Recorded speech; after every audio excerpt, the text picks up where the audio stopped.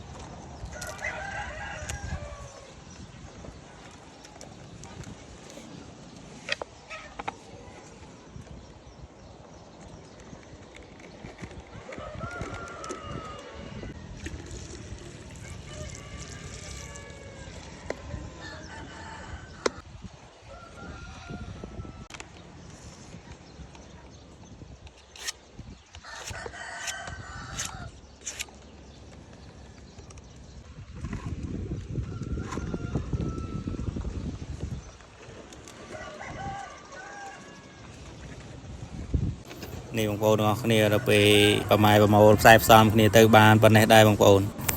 ហើយទឹកត្នោតជូរនេះប៉ុណ្ណឹងបើគ្នា4 5 6នាក់អីល្មមបងប្អូនហើយនេះ10លីត្រជាងបងប្អូនបាទ